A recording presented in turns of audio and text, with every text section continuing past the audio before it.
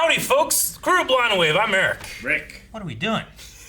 Let's change it up. Oh, howdy, I'm Aaron. And we're back here with My Hero Academia. Yes. Last time on. We had a versus match. Inter-class exercises. Beast versus Look, I'm behind you. what? He's talking, and then one guy was like, Shinsha. Duck, Beast, please. And then he didn't duck. He's like, Yeah. wait a minute, did he just call me, what was it, like Atomic Beast or whatever the name was? What? Bah! And they both hit. Anyway, we're continuing on. That was the first match, but now we have two more teams to go up against. Yes, we have several matches we're going to get to see. I'm so excited. Yeah, but we're already done with the highlight. We already saw Sue. There's more to see, much more. And if you guys want to see it, make sure you subscribe because we'll be watching all of My Hero Academia this season. You don't want to miss it. And at some point, the movie that everyone's been asking about. You don't want to miss that. Subscribe so you don't miss out when those pop up. You don't want to subscribe. You don't want to miss. Fuck there.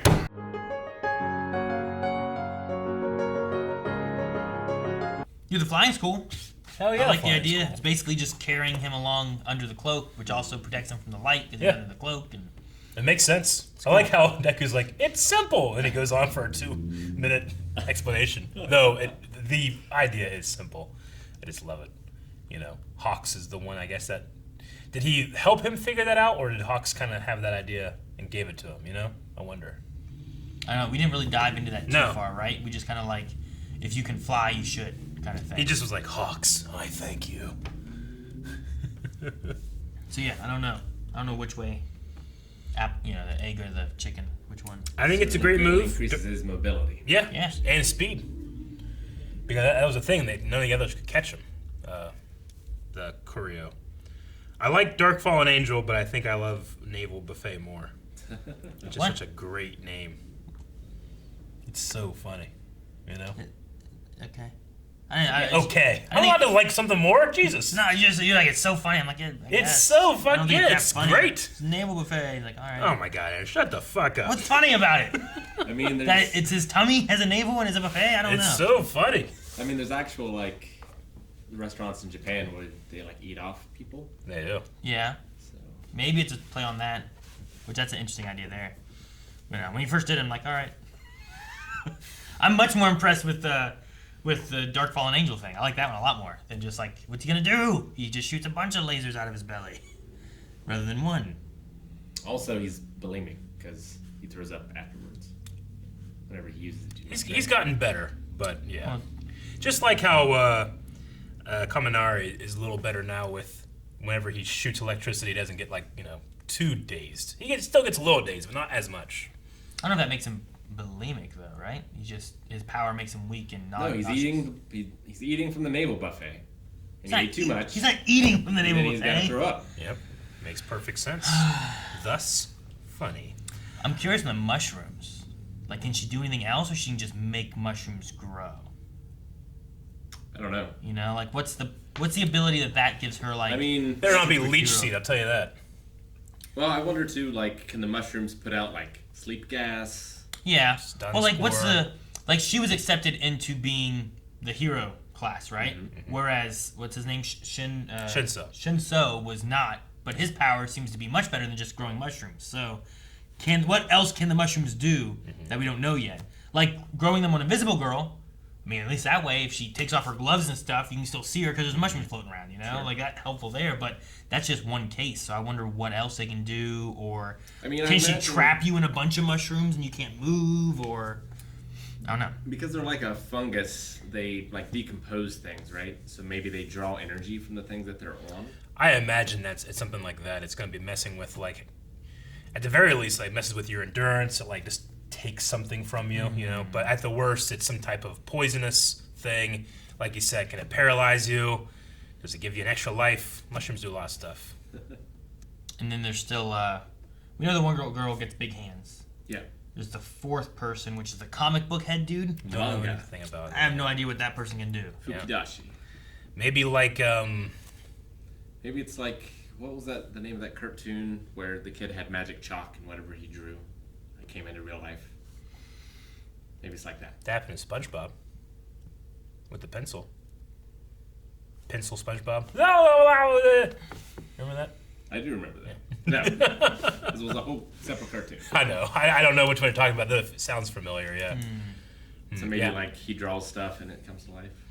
Maybe it's like. Or he's like 1960s Batman, and whenever he hits something, it just says "bam." I was gonna say it could be an onomatopoeia thing where like maybe they can say "bam" and it, like rather than like cause and effect, it's effect and cause or something. Maybe he says "bam" and then it shows up and he can grab it and hit you with it. Like that too. Well, it's like in Doom Patrol. Yeah, Yeah, I would like say like Quicksilver. Doom Patrol. I don't know. I'm curious on that. They had that line where it's like they already know our powers, but they don't know our special stuff that we've been working on. So, they'll have to stay on guard. And I'm like, damn, how do they know? We don't have a clue what their powers are. Yeah. I don't know like any of them. I really liked Kurio. He's like, I'm a schemy hero.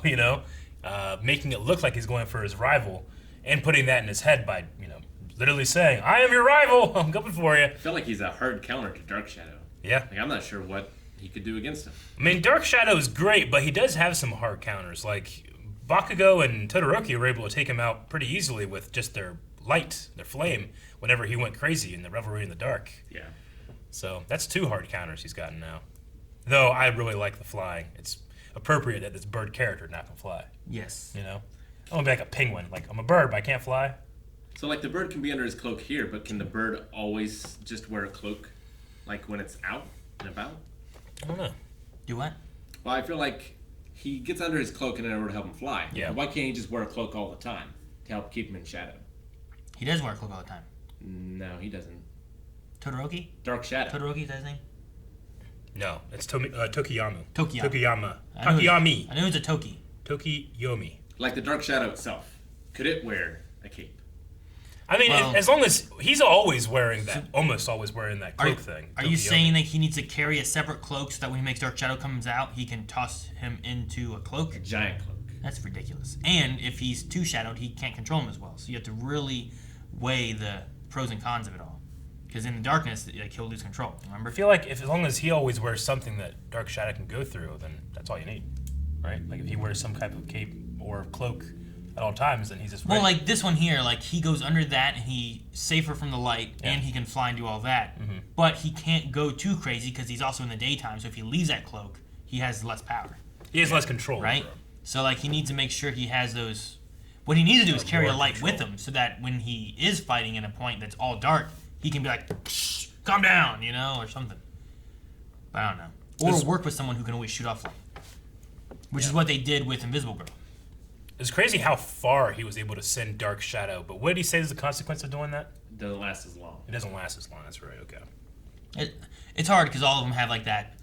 I can do this so much, like Dinky, right? Dinky can do electric so much, but then his brain just gets fried. Or Pop-Off can like throw so much, but then he Yeah. starts bleeding, and hurting. So they all I mean, have, you like, want to do that so that your characters can say plus ultra more. Beyond their limits. can punch things, but then he breaks his body. He can only punch so many times or Yeah. flick so many fingers, So like everyone has like those things where it's like eventually they can't anymore. It's too much. Yeah. Although Bakugo, I feel like can always sweat, right? I don't know. Well, but it's still, But he's Bakugo. That's his limitation. it uses like a physical endurance in order to use the quirk. I feel Yeah, like, too. I feel like most of them do. Yeah, like it's Most its things own do. muscle, in a way. I mean, Like, he's Todoroki's. exhausted. I mean, to be fair, he was kind of designed that way, but able to regulate his own temperature with both powers now. It's pretty good. Because that was the problem with shit. Why am I not Endeavor? Endeavor? In Endeavor, he can overheat himself. Yeah. So it seems like Todoroki doesn't have much of a Because he can cool and Constraint, heat himself yeah. back and forth, right? Because when he was using too much ice, he was freezing himself. Yeah. And he didn't want to use the fire. Yeah. It's like, use it! You've got it! Uh-huh. Ah! Make it your own. It's your quirk, not his. I liked Hawk's, birds of a feather line. That's funny. But yeah, it's got to be one of those things where, like, I wonder, Tokiyomi's parents, is one of them more bird to make him half bird, half man? Can that bird fly? So many questions. Is one of them like bird and the other one shadow? Yeah. They came together. I wonder when we had the flashback with Hawks before, did we have like a timeline of when he was being asked to do, like, The undercover stuff? yeah? Because I was wondering if like him talking to, what's his name? Tokiyomi? Is that his name? Tokiyomi? When they were talking to him, in getting information on the League of Villains or whatever. Yeah. Like, is that him trying to get more information for the undercover work that he's going to be doing? It's very or possible. is it just he was literally just curious and it hadn't come to that yet? I know they said that he was a good guy and he was against villains and stuff too, so like maybe he's just wanting to get tabs on different villains and True, stuff. yeah. But I just wonder if it was related to the undercover stuff. It very well could be. I mean, the earliest we know that he was involved was before his meeting with Endeavor, because Sure. he was like, you were supposed to attack tomorrow or something like that. Yeah. So they were already But that was there. after he was undercover. I wonder how long back was the heroes saying, hey, we want you to go undercover. And I think it had to do with, did it have to do with Overhaul when they were sending him in? Probably had to do with the Nomus, and that would have been after the first Nomu, but they wouldn't have thought of maybe more Nomus, so I don't know. It might have just been literal curiosity rather than tied to the undercover work. I feel like, I don't remember if we actually saw, it's hard to remember, because sometimes like you watch something new and it kind of poisons my memory of something that happened before, but like was Tokiyomi, you know, everybody was going on their internships. I feel like I remember them saying that he went with Hawk, but I don't remember seeing him. So I don't remember seeing them together. But yeah. No. I definitely knew that he went with Hawk. I don't think we saw Hawks till the end of last season. Yeah. Right? Well, did we see him before that? we saw him once before that in an episode where they were kind of just like hanging out on the street or something, right? Did we? I thought so. I I don't thought know. they were hanging out in the street towards the end of last season. That was the bringing attention ploy. What was the one shot with the... it was in the middle of this when they were doing a flashback and they showed a guy like growing dirt off of his arms and hands and then someone with white hair punching him. What was that from? Where was it at? It was, I don't know, somewhere in the middle of this at some point. I'll go right in the middle.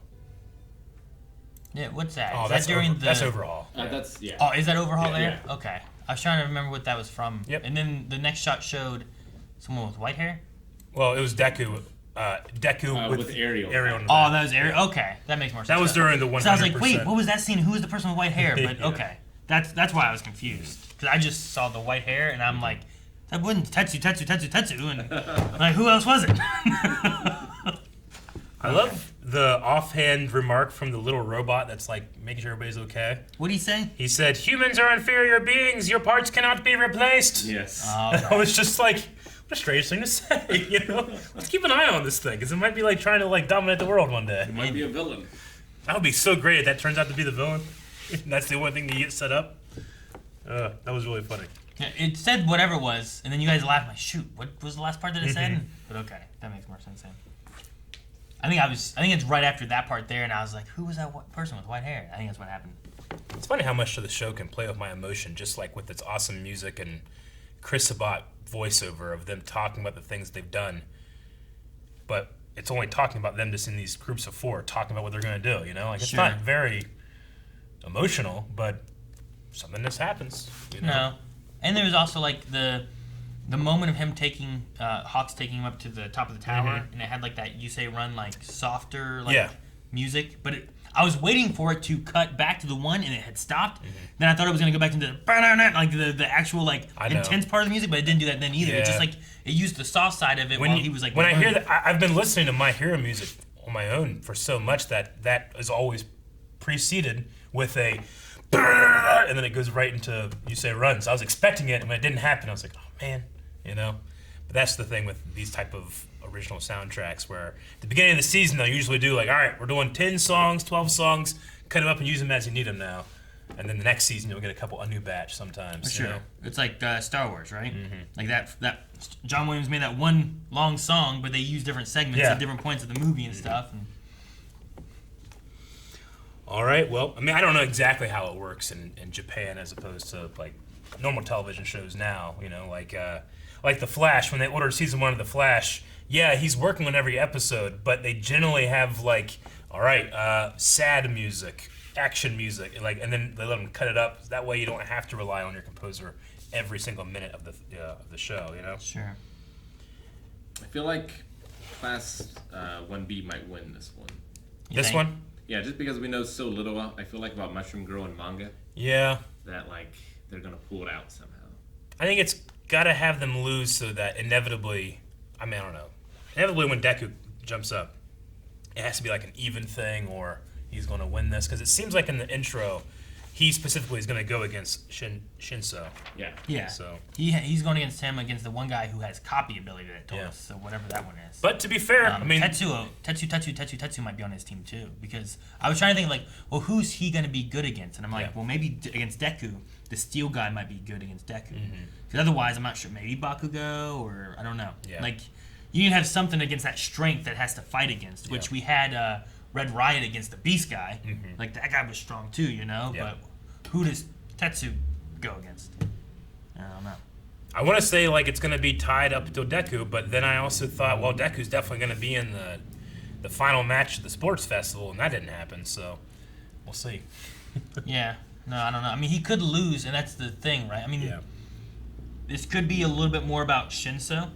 I liked in the beginning how they were talking about how they failed or won or whatever, and you had two people that had been captured. And then you had the three that won, and you had the Dinky who was like, "Oh, look at that! I did the great job!" And he was so excited about it. He went, But I love that you had Sue, who was one of the members that had came on top and won, even though they lost some of the other ones. And you had Red Riot, who had been captured and lost, but both of them were reflecting and kind of sad that they didn't just ace everything. True. You know.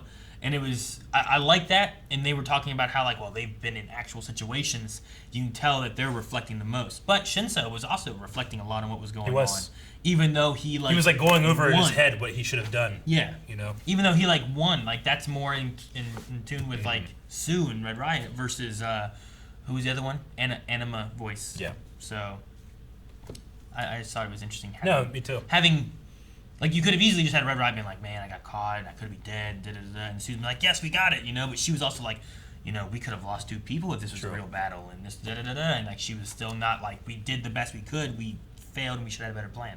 It also just, for me, solidifies how great of a teacher Eraserhead is, because he literally, other than being able to erase a single quirk or, you know, how many people he can look at, he has to do everything just by thinking it over, you know? Yeah, he has the scarf and stuff, but that took him 6 years to master, you know? Yeah. He has to think out every single... He's like Batman in that regard, as opposed to Superman, who can just kind of go in and tank everything. Yeah. You know, Batman's going to get shot in the face and he's dead. Well, and he's a good teacher then for these kids who don't necessarily know their powers and stuff, or aren't invincible and whatnot. Like, you might think Red Riot's invincible. We saw before when he was getting hit too much, he starts cracking and losing his like abilities and stuff. So versus like All Might, who just would change into super powered this guy and would basically fight everybody, and it wouldn't really hurt him. Even though he did get hurt against the one guy. He did. But that's like his only weakness really is one for all for one. All for one. Well, moving forward, everybody has gotten some strategy in, except for Bakugo's team. That just needs to stay out of his way. I guess so. Feels like he hasn't learned much. I'll send him to hell! Guys, thank you very much for watching this episode of My Hero Academia with us. We react to each and every episode of My Hero Academia. Hit that subscribe button. You'll never miss an upload. We also upload reactions to a lot of different anime. Because of the sheer volume, there's going to be 2 or 3 that you like. So check out the schedule, check out the subscribe button. Check us out next week.